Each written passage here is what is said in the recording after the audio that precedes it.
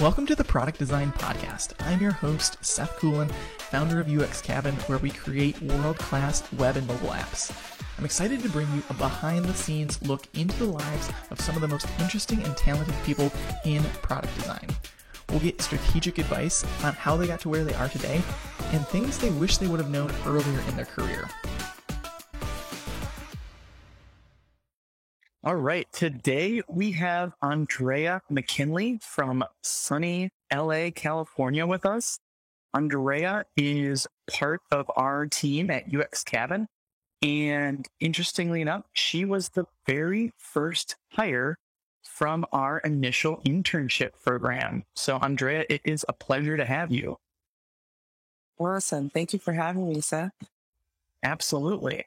So you have a pretty unique story as to how you came into product design. So why don't you tell us a little bit about your professional history, how you got interested in product design?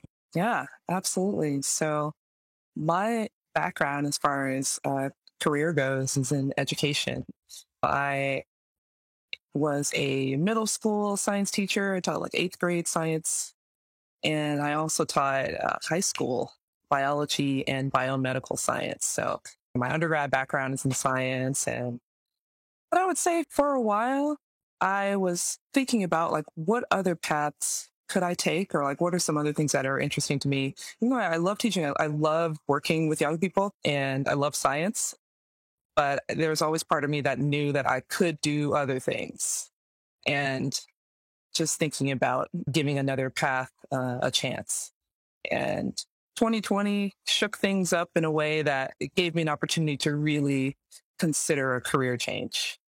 And someone had mentioned the field of UX to me. I had never even heard of it before. And when I started to look into it, I realized I felt like it was a good fit for me in terms of some of the skill sets that a UX would require in terms of like problem solving and understanding people and empathy. And I felt like this is what I've been doing my whole career, and like using data to inform decision making. Like that's literally what I did my entire career as a teacher. So it seemed really interesting to me. And yeah, I just decided, you know what, like 2020 has already shaken things up for me in some areas. Why not give this a shot? So I started to, on my own, just try to do a little bit of learning. I took like a brief like online course. It was like intro to UX, and was like reading articles and books and listening to podcasts and just trying to absorb as much as I could about the field of design. I decided that like in 2021, my goal was to make a full pivot. Wow, that's awesome. It kind of that first thought, you think teaching and UX design couldn't be further apart. But when you get down to it, it's funny how you have so many corollary skills and crossover that go from both professions. You know, it's fascinating. And I think you're right. With people that I've talked to, teachers that I've talked to, and other folks I've talked to in tech, at first, it's hard for them to really see or understand how much crossover there really is. But when I start to actually talk about it and explain it a little bit, it's like very obvious. Yeah, I'm glad that I heard about the field of UX, and I'm glad that I made those connections. And actually, when I started to make those connections in the very beginning, like reading about UX and seeing that, wow, I feel like I'm already kind of doing something similar to this, I literally Googled, teaching is UX. Because I was like, I can't be the first person who's made this connection. I can't. And one of the first search results was a Medium article that the title was, Why Every Teacher is a UX UI Designer. And I was like, okay, other people have thought about this. And I read the article, and it basically kind of point by point laid out like a solid case for why the work of it, not just any teacher. I'm just going to provide that as a disclaimer. Sure. But I would say teachers who are really like data driven and really effective teachers, a lot of the things that they're doing are very much in line with the design process. So that's really cool. So as you were kind of coming into look at different fields and you came across UX, what was your initial thought of how to get into it? Were you like, man, I'm going to have to either go back to school, or I'm going to have to like learn on my own for years? Or what was that initial chasm? How big did it feel when you were first looking into it? That's a great question. I'm trying to take my mind back to October 2020 when I first even came across the term UX.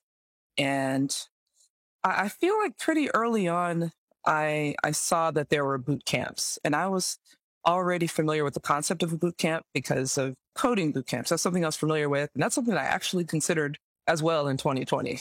I think early 2020, I was considering going into like coding boot camp, going the developer route. But so anyways, once I learned about UX, I saw that there were boot camps. And then I started to just read, different folks who share online through articles like how they transitioned. A lot of folks are self-taught, meaning they didn't go through any sort of formal program and just kind of scouring the internet and YouTube and Google and curating their own curriculum, so to speak. So I knew that was a route. And actually what was pretty formational for me was connecting with a lot of folks on Clubhouse. I had access to Clubhouse back in November, and there was just a huge design community that I was able to plug into. And everyone there was willing to just share their story. And even specifically, I joined this group that was called Black Women Getting into Tech. It was just a community of Black women interested in making that pivot. Yeah, very specific. And it was just such an awesome community. So through that and listening to different talks and being part of conversations, I realized this is very feasible. There are people who are doing this, and there are different routes to take. By December 2020, I had made the decision that I would enroll in a boot camp, and I picked a specific one that I was going to do. It was just a matter of when I was going to start it, because I was working as a teacher at that time. So I had a lot of questions like, am I going to finish the year? Am I going to quit my job right now and start this boot camp right now? So yeah. Cool. So that's going to leads us into how our paths crossed, because around that time, UX Cabin was trying to assemble its first little internship. Why don't you tell us a little bit about from the time that you knew you wanted to take a boot camp to the time that you came across the UX Cabin application for internship? Yeah, I mean, it was a very short turnaround. Because, it might have been December. Actually, like November, December is when I decided that I would go the boot camp route. And it was by the end of December where I picked, okay, this is the boot camp that I'm going to do. And for that boot camp, they had, if you had no design experience at all, then you had to do this intro course before you could even start the boot camp. So I was planning on starting that intro course in January. But January rolled around, and the first week of January, I was on LinkedIn, and I see that someone I'm connected with shared this post. And there's this guy named Seth, and he's talking about this internship program, and it was for people who are completely new to design, and it was paid and part-time and remote. I was like, okay, this all sounds pretty good. This could be a good avenue. And in the video that was posted, you were talking about how it's a learning opportunity. You'll learn the skills you need. You'll be mentored. So I figured, why not give it a shot? So I applied. That was the first week of January, I think. And found out maybe a couple days later that I was accepted. And then maybe a few days after that, I started. I remember within the first day, I kept checking and I had 6 people apply. And I was like, maybe it's not going to go anywhere. And then by the end of the week of the initial posting, there was over 150 people that had applied. And eventually I just had to shut it all down. So going through everyone's videos and everyone's responses, it was very clear that you knew what you wanted and you were going to work really hard at this. So you seemed like the perfect candidate to come on. You knew that you wanted to be in UX, but you hadn't either worked in it or done an extensive boot camp. So we were like, yeah, Andrea, it makes total sense to bring into this internship. So yeah, why don't you give us a little bit of insight as to how the internship went? Because at the time this will be released, we will be opening the doors to our next internship, which you have a strong hand in shaping. So why don't you tell us a little bit about your experience with the initial internship? So I was one of 4 interns, which was cool. I think this was, so as a teacher, I had already been working remotely. So I was used to that, but it was like a weird remote thing. It was kind of remote by force. Like it was an unnatural remote situation that we were all in. But coming into this internship and coming into UX Cabin, which is remote by design, it was very, very different. It had a different feel to it because it was like remote with intention. And there were certain kind of systems and things that are set up to make sure that things are flowing smoothly. And we're still able to like connect with people, even though we're all at a distance. And it was cool to like have my fellow interns be from like all over the country. So that was a cool experience. As far as the program itself, it was great because at the very beginning, we started with like visual design foundation. And at least for me in my particular background, I feel like I'm stronger in the problem solving aspect of UX. And even like on the research side, trying to identify what the problem is and like the pain points and talking to people like that. Yeah. Because I feel like that's very teaching adjacent. But the visual stuff, I really had no background at all. So starting with that was cool for me because it was an opportunity to like learn new stuff. I'd never learned color theory or typography, like just never taken a course in any of that stuff. So it was great so there was a curriculum set up and videos we would watch and books that we would read. And I don't know if I shared this with you, Seth, but the books we read, Atomic Design by Brad Frost, and also we read Refactoring UI. I feel like both of those books came up in Clubhouse conversations that I would be listening in on with designers, not even like new entry-level designers, folks who are well in design and talking about like design systems and whatnot. And somebody would like, oh yeah, I read Atomic Design. I was like, hey, I just read that in my internship. Yeah. So it was kind of cool to get that like outside validation of like the stuff that we're learning is very much like industry standard or like respected within the industry. So that was cool for me to experience. I feel like with those resources, someone who has been working in agencies and corporations for a long time, and you kind of know all of these processes and things, but when someone solidifies it and puts terms around it and helps identify this is what stage like a design system is at, and this is how you can put rules around this, or here's like a trick on how you can make the main content area pop more and like actual tangible ways to do that. It just feels so clarifying. And I think those books do such a good job at that because they're kind of explaining what I felt I just had to like stumble upon and work through for 2 years of agency work. And they'd be able to like, oh, well, if the background's this, just change this color and make sure that the typography has a good hierarchy. And you're like, why didn't I think of just like putting those clear terms to it? Yeah, no, that makes a lot of sense. And also just another side note, like being a bit of a science nerd myself, like I loved atomic design, like the whole analogy to atomic structure. It just made everything click for me. Like I was saying, like the first chunk of it is focused on visual design foundations and learning Figma, which I had a little experience with Figma before. I did this little 7-day Figma tutorial and I had made 3 screens for mobile. That was good though. So coming into the internship, I wasn't 100% blind. I knew what Figma was. I knew the purpose of it. And I knew how to do a few things. So in that first month, I was really able to skill up in terms of kind of the more complex components and variants and auto layout and stuff like that. So that when we got to the next month, which was really looking at from UX perspective, really looking at the design process as a whole, like we were able to do a design sprint. We were able to, even before that, just get our feet wet with a little bit of user research and user interviews and working alongside Jean, UX researcher at UX Cabin, and really being mentored by her during that second month. It was great because we already had the visual foundation. So when we did our design sprint and we're actually collaborating and designing, we already had the Figma skills to be able to put some sort of prototype together based on the research we had done and the problem we had identified, and along with the skills that we had already developed. So that's kind of why I wanted to set it up that way, is because all of the problem solving and research is really good and necessary.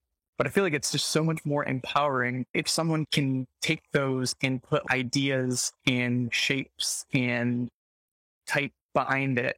You just become better at communicating. If you're like, this is the problem, and here are maybe 3 ways that we could solve it visually. And knowing that some people might want to go more on the research route, or some people might want to go more on the UI route, beneficial to at least feel comfortable to make a lo-fi or take a stab at making a really nice component that could be used or scaled. So it's cool to hear you say that you could kind of use those skills once you got into the design sprint and the research portion of month 2.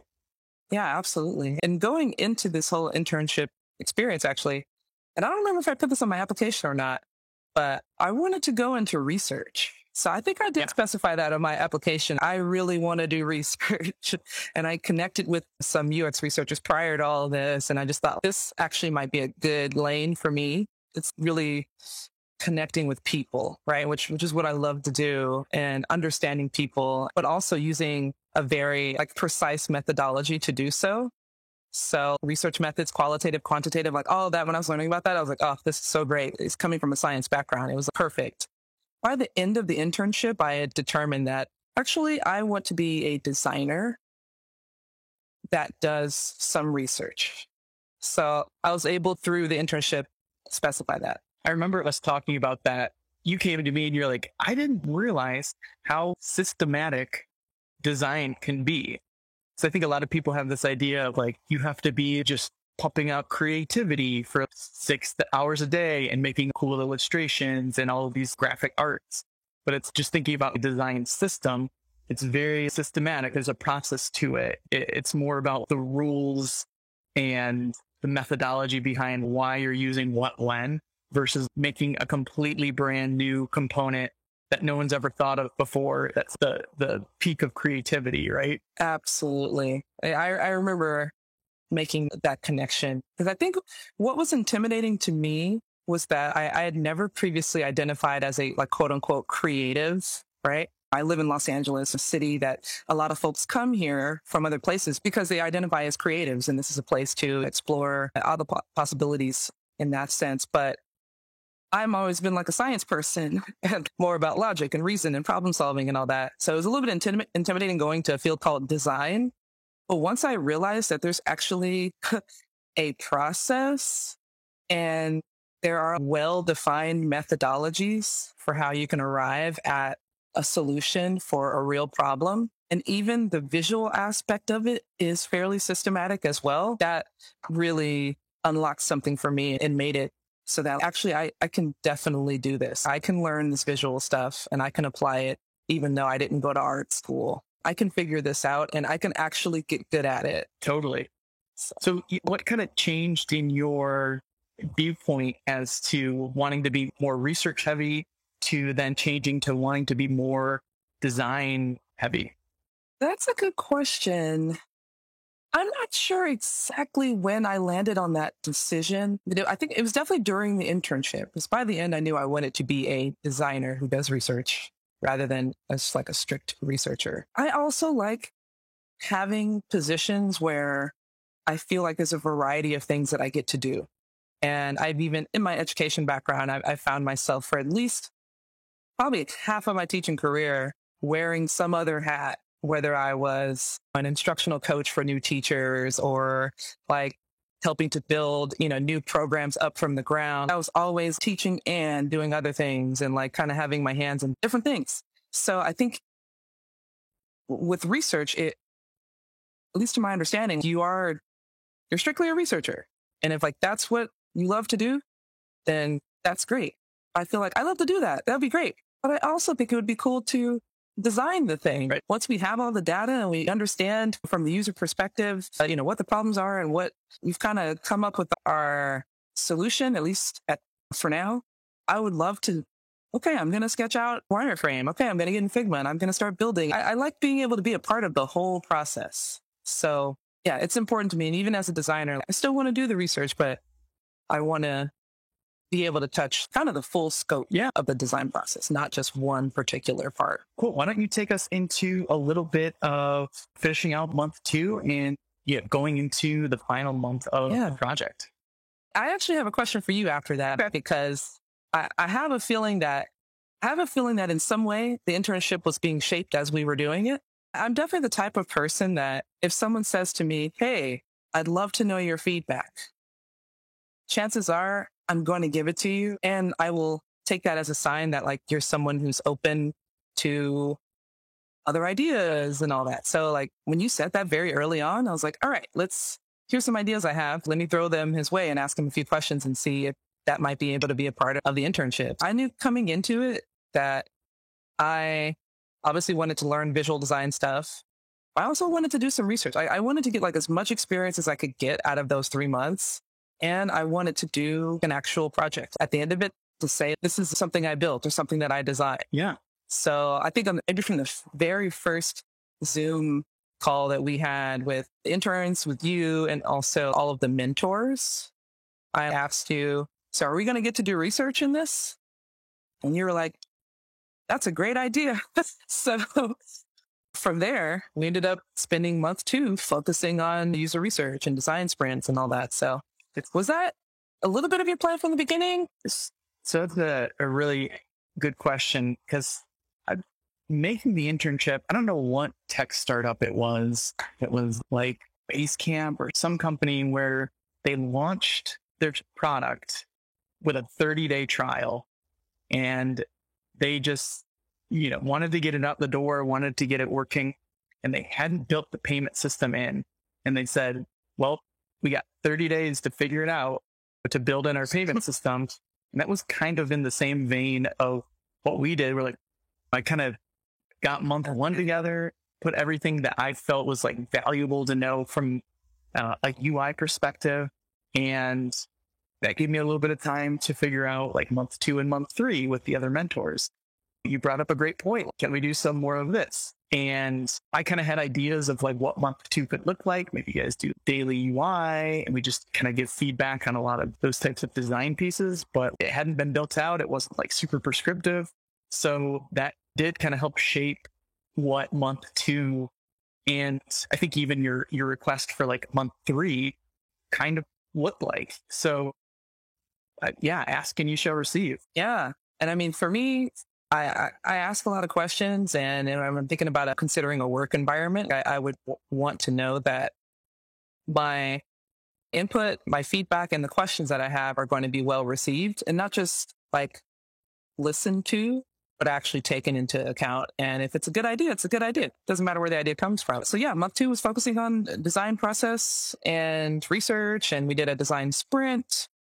And month 3, each of the interns got to choose the project that they wanted to do, some sort of problem that they wanted to solve and explore. That was pretty cool to get that, a little bit of that like end-to-end design experience of going from here's a problem that I've identified. Let me spend some time validating that problem. Let me talk to some people, do some user interviews, and from there come up with what I think could be a solution, and actually putting some stuff together, picking a color palette and typeface, and getting a little bit of the beginnings of a design system together. And yeah, it was cool to go through that whole process. Yeah, I felt like in month 3, it was a month to design a whole product. It was crazy, right? And some of the projects, you kind of had to pare it down a little, or just focus on this area. And, we could imagine the rest of it. But I think you guys, it's so good because that was my situation. Yeah. You're able to take something from just idea to sketching it out, to talking to people, to seeing if this was a good idea. And you all came up with really, really well thought out products with basically 20 days of working on this thing. And I was really impressed. It was awesome. Yeah, it was good. I think it was more like 3 weeks, to be honest. Right. I don't even know if it was a full month, but it was a good process to go through in terms of, I mean, even just thinking about startup life in the sense of determining what is your minimum viable product. Yep. Like you may have all these ideas for all these things you want to do, but let's just really pare it down to like, this is the core like value proposition. This is it. Let's just focus here and build this thing out. And then if you decide to take it a step further later, you can. So that was really good for me to kind of go through that process. And definitely was leaning on my mentor. So that was a really cool aspect of the internship program, was that every intern was paired with someone on staff at UX Cabin. So my mentor is Joseph, who's also here in California. It was cool to work with him, and just, like I said, I'm the type of person who's going to just ask a ton of questions because I want to learn and actually do better. So he was very much open and receptive to all the questions I had, and he was able to provide resources for me. And then when we got to the project, I was able to send him a lot of different, even like my survey that I came up with, and add multiple stages throughout the kind of visual design of the product. I shared that with him, and he was able to give me some feedback. And you as well, Seth. I mean, even though you're the founder of the company, I was still going to you for UI help with my project, and you're very much accessible throughout the internship. Yeah. I'm not sure if you'll always be right in like years to come as the company grows. You got me in that in-between stage where I still feel like I want to be like all in on design, but kind of have to like move myself to setting out invoices and stuff like that. But no, I was happy to be involved in that. But I wanted to go back to what you were saying about value prop, because I think that's one of the most important things when building products. Even if we just think about our most favorite popular products that we use that are like worth billions of dollars, there's always something in those products that you wish they'd had. And it's just like, why can't they just add this? Like, Notion is worth tens of billions of dollars. They don't have recurring tasks. And it's basically a way to manage tasks and stuff. And it seems like a no-brainer. Like, why didn't they build it in from day one? It's like, well, they knew what they were doing because they're worth like $40 billion now. And Slack just got sent messages later. And I was like, that, in my mind, I would have built that V1. But I think that just probably shows my ignorance when it comes to product priority.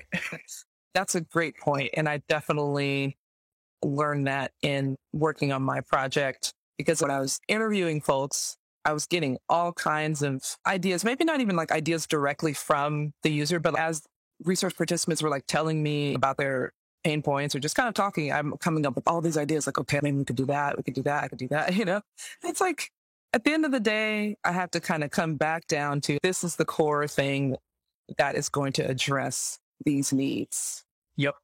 If I do build the thing, like we can think about the next release, adding on a little bit, then the next release, adding on a little bit. So it was good to learn that experientially. I think people build products kind of have this whole notion of, if my product doesn't have X, Y, and Z, like this other company or this other app, then people aren't going to use it. This one product I was building a few years ago, the founder was, we have to have a news feed and it has to feel like Instagram because otherwise people aren't going to come to it.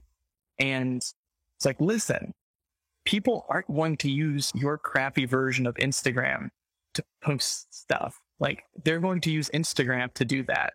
If you don't have any core value outside of taking from other apps, it's not going to be successful most of the time. You have to, the one singular unique thing that separates you from anyone else, and it's not piggybacking off of. But it's just like such a hard trap because you feel like, I need to add in all these features and it needs to be this full thing, when in reality, the more simple it is and the more pinpointed the value is, the easier it is to use and access and understand the value of why you would actually use it. Absolutely. Cool. And that methodology is proven over and over again, like lean methodology. And absolutely.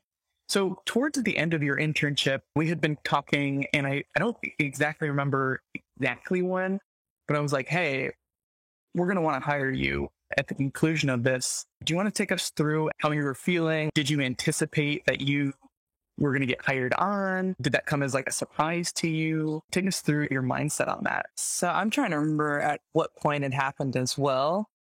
I was having a conversation with the designer and like telling them about my internship experience. And after that conversation, I was thinking, I really would like to get some client experience. I don't think I mentioned that. I quit my job in February. So I started the internship in January while I was still full-time teaching, and the internship was part-time. And then in February, I had actually ended my position as a teacher. So, and at that point, it was like, okay, Andrea, like you got to figure out a full-time job situation at some point. I had positioned myself to where I felt comfortable making that decision. And I knew kind of a timeline of like, I definitely want to be working full-time by X date, but I still wasn't sure if that opportunity was going to be at UX Cabin. When you advertise an internship, you did mention that your intention was to, if things work out, I would love to bring folks on. So I knew that there was like a possibility there, but I didn't know, it wasn't a for sure thing. Right. I was kind of thinking I'd really like to get some client experience. And I think we're approaching maybe the third month of the internship. And I was kind of wondering what's going to happen next. And as I was in that kind of headspace, then you and I talked, I think the next day, and you're like, things keep going well. We want to hire you. And we want you to work on a client project right now. I was like, oh, Yep. okay, this is working out. Very cool. Yeah. So being an agency, we kind of never know what type of projects we're going to have on, but it was a really cool opportunity because you were able to help out on a project and kind of go deep on a client research project for one of our clients outside of our internship, which I think was a really cool opportunity, kind of jump-started you, got you into the flow, working with a client outside of the context of just an internship. Were there any things about working with a client that was interesting or new to how you just interact with a client? Well, one thing I found interesting is that particular client was in the education sector. So I felt like that was a natural thing for me, having worked in education and having so much experience, not just like in the classroom, but in wearing different hats within education.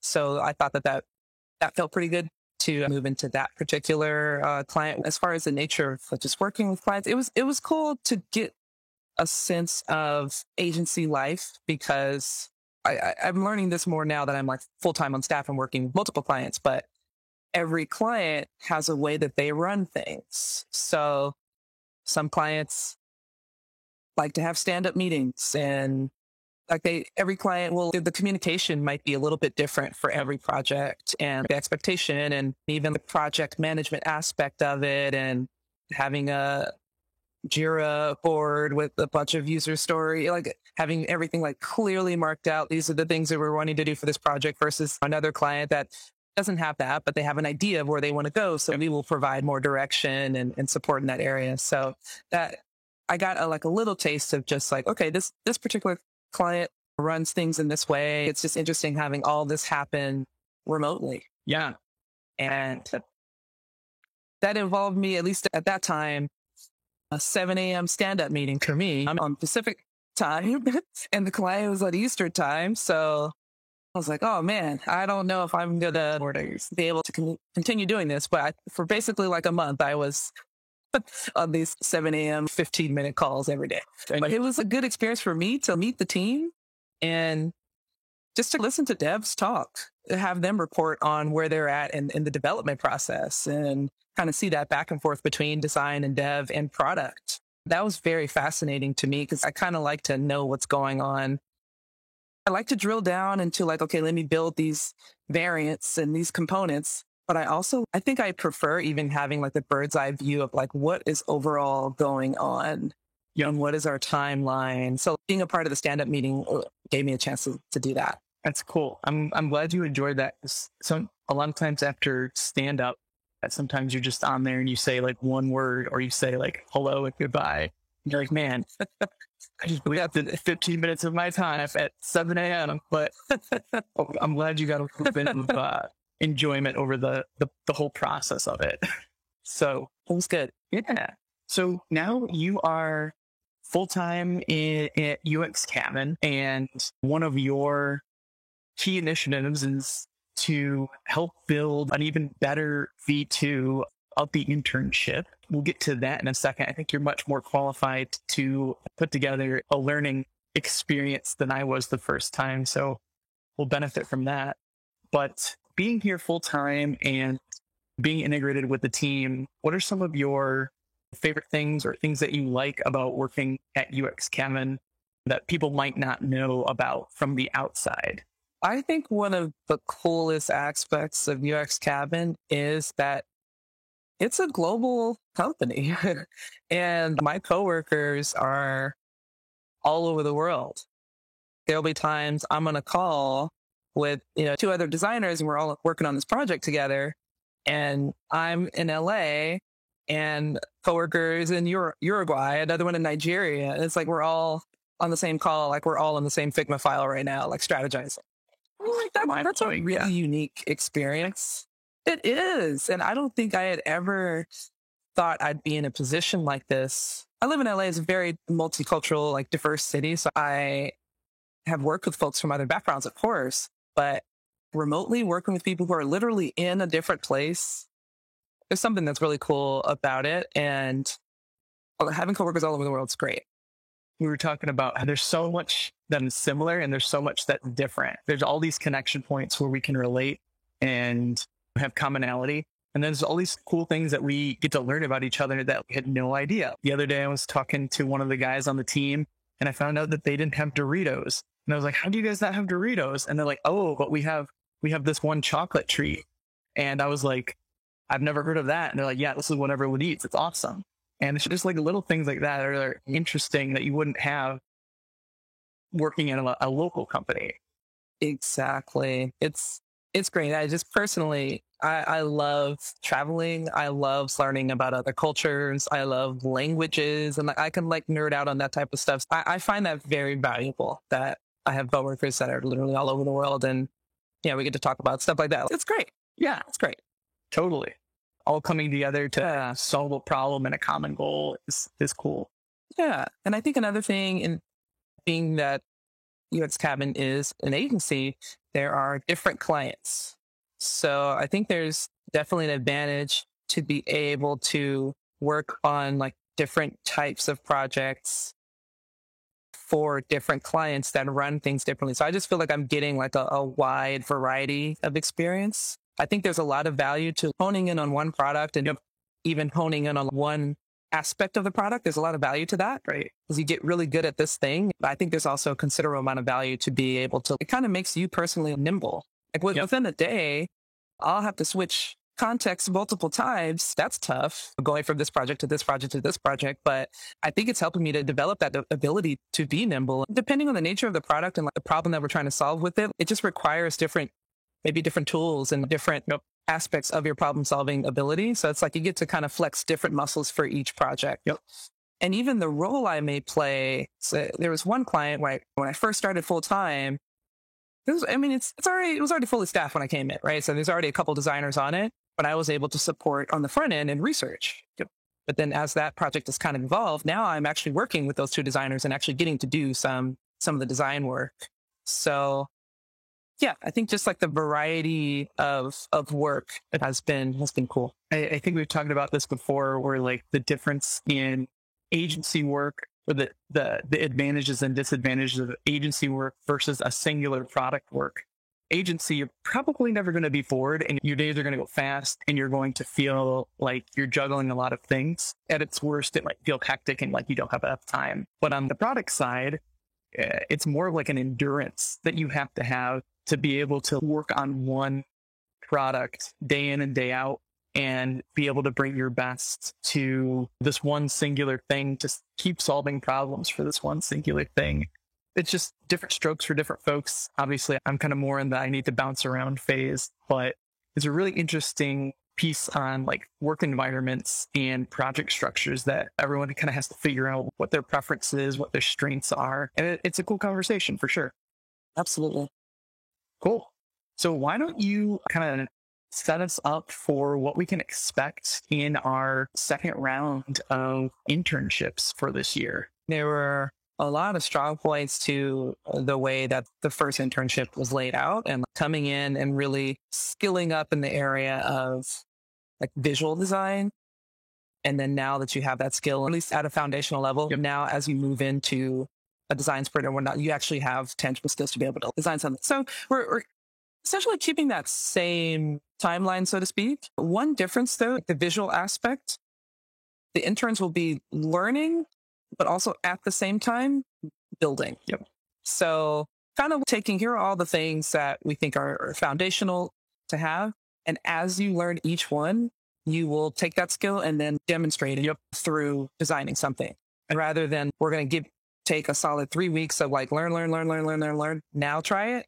It's more like you're learn, try like that. Yeah, I think that's going to be a great improvement to this version, because the first one was more like learn and then kind of like write about it. And then after a few weeks, we kind of had you put pen to paper, as it were, and try those things out. So I'm really happy and excited to see this iteration of this, which I think is going to be awesome.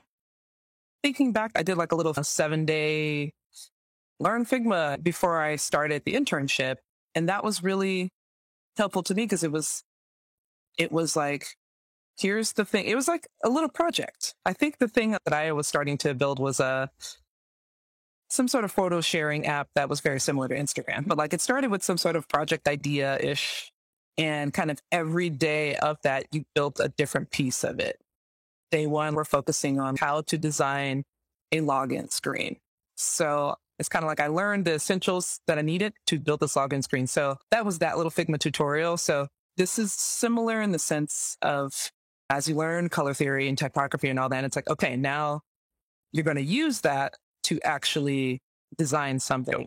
And those little pieces of design that you do actually all build, they're all connected too. So it's not just kind of a one-off. It's like at the end of that first month, you would have designed like several screens for a particular product. Yep, exactly. So I think that'll feel good too. At the end of your first month, you have like a mini prototype that you've put together, and it's demonstrating the fact that I understand color theory. I know how to build variants. I know how to use auto layout, and you have all those skills demonstrated in this prototype. Exactly. So, and I think that sets the stage for month 2, where you're actually looking at getting more into research and identifying a problem and working collaboratively with the other interns on a design sprint, and kind of doing all the things, taking all the visual skills that you have now and applying them to a problem that's been identified, and in collaboration with your,